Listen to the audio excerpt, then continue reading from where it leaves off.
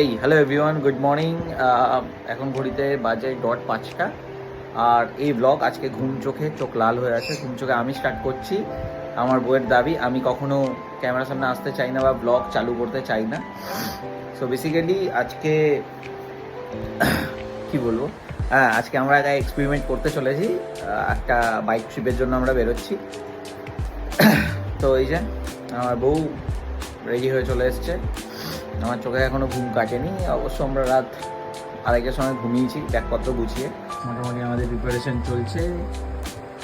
আর এখানে riding gears, এখানে ব্যাগপত্র আমরা গুছিয়ে রেখেছি। আমরা শুধু এই একটা ব্যাগই ক্যারি করছি আজকে, সাথে রাইডিং গিয়ার্স রয়েছে। আমার মিসেস রেডি হচ্ছেন, আমি অলমোস্ট রেডি, শুধু রাইডিং গিয়ারটা পরা বাকি।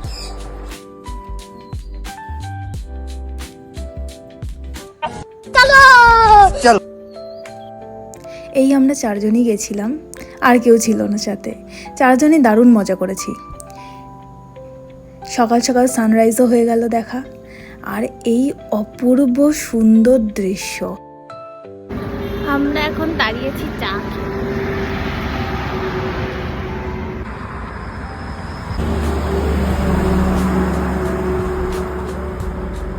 তো আপডেট, আমাদের চা খাওয়া অলমোস্ট ডান। এখন আমরা এখান থেকে বেরোচ্ছি, টানা রাইড করব মোটামুটি অলমোস্ট কোলাঘাট অবধি। তো এখানে আমার বউ রেডি হয়ে গেছে, গরমে ঘামছে। বাকি লোকজন হ্যালো বলো, হ্যালো হ্যালো হ্যালো বলো, hello hello hello chicken, hello chicken, famous করে দিলে। হ্যাঁ, হ্যালো চিকেন।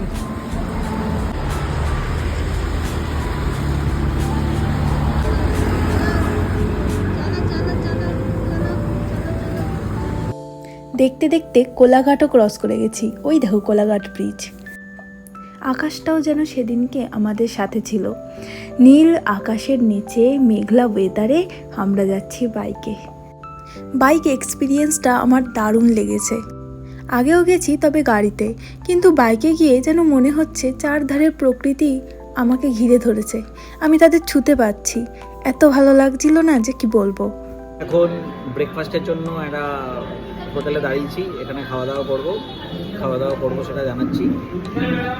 রেস্টুরেন্টের নাম কি কাংড়ি নাকি?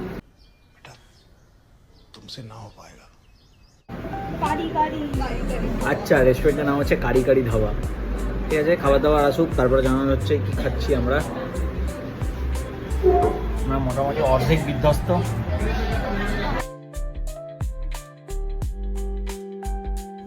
ব্রেকফাস্ট করে আমরা আবার বেরিয়ে গেছি ডেস্টিনেশনের দিকে। যাওয়ার পথে দেখলাম কত বাইক রাইডার্স। আমরা কোথায় যাচ্ছি সবাই নিশ্চয়ই থাম্বনেল দেখেই বুঝতে পেরেছো। হ্যাঁ, মন্দারমণি। অ্যাকচুয়ালি আমরা ওদেরকে ফলো করেই যাচ্ছিলাম। ওরা পুরুষোত্তমপুর হয়ে মন্দারমণি ঢুকছিল। আর রাস্তাটা এত ভালো ছিল, চারিদিকে প্রাকৃতিক সৌন্দর্যটাও এত সুন্দর ছিল যে বাইকে ফুল এক্সপিরিয়েন্স আমি নিয়েছি। চলো তোমাদের সাথে সিনারির কিছু ফুটেজ শেয়ার করছি।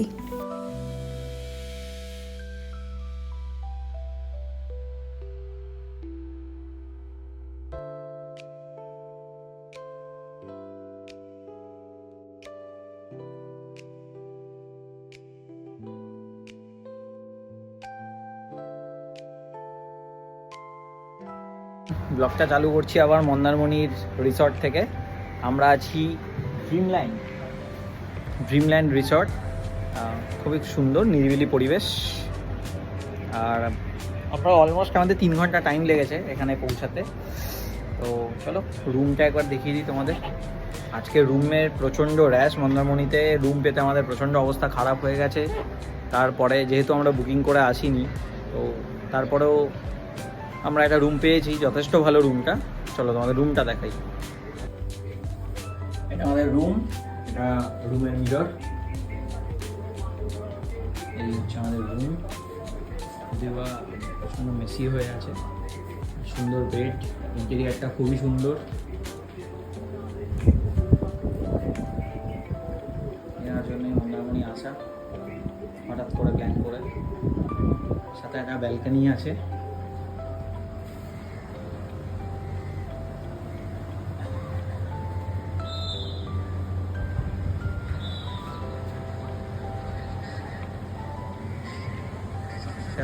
দারুণ ফুটবল ম্যাচ চলছে, সিনিয়র জুনিয়র গেস্ট এনারাও এসছেন এখানে। তো চলো এখন বাকি আপডেট।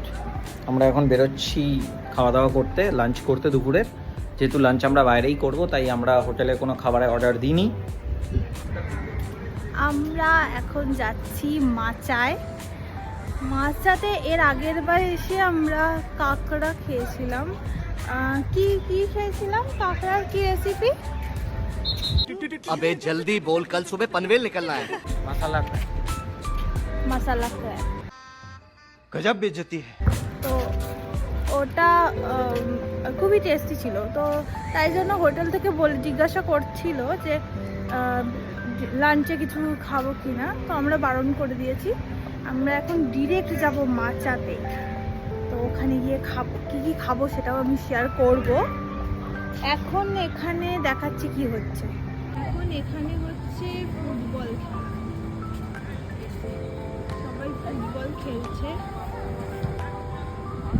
দেখতে পাচ্ছ ফুটবল খেলা, আমি একটু ট্রাই করছে ফুটবল খেলা। এখানে মারলাম লেগেছে এমনিতেই হ্যাঙে ব্যথা, তার উপরে এসব ট্রাই করো কেন তুমি? चुप, बिल्कुल चुप। আচ্ছা, আমি হোটেলের বাইরে থেকে দেখে নিচ্ছি হোটেলটা।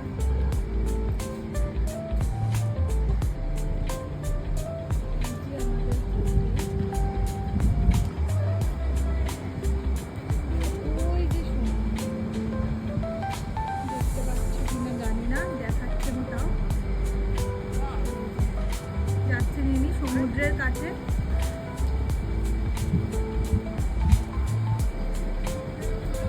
আর ওই যে এই রুমটা আর এই রুমটা হচ্ছে আমাদের দুজনের, দুটো কাপেলের রুম। এই হোটেলটার নাম হোটেল ড্রিমল্যান্ড। পার রুম আমাদের থেকে নেওয়া হয়েছিল 3100 টাকা করে, আর খাওয়া দাওয়ার খরচা আলাদা।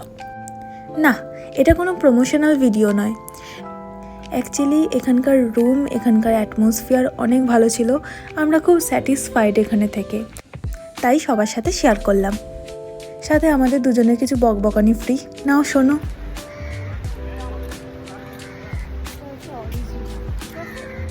অরিজিনাল আমি যেরকম বলবো সেরকমই সবাই শুনবে। শুনতে হবে, কিছু করার নেই। এই চ্যানেলকে বাঁচিয়ে রাখতে গেলে দিদির অরিজিনাল কথা শুনতে হবে। আপনি বাধ্য, আমিও বাধ্য। fake কিছু করব না। আমি তো অলওয়েজ বাধ্য। আমি 30শে জানুয়ারি 2024 থেকে সব কিছুতে বাধ্য, তাই তো।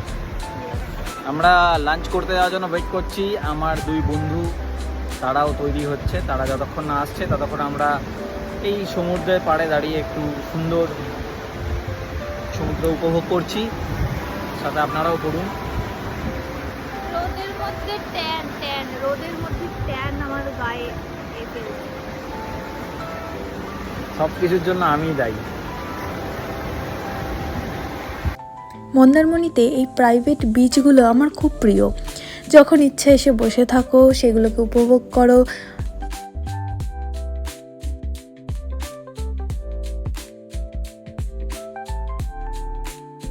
সমুদ্রে পা ডোবানোর জন্য হোটেল থেকে অনেক দূর যেতে হয় না, এটাই একটা ভালো জিনিস। মাচায় চলেও এসেছি আর অনেকগুলো কাঁকড়া খেয়েছি। আর তার সাথে রাতের বেলা বরের পাশে সমুদ্র আর পূর্ণিমার চাঁদ দেখার মজাই আলাদা।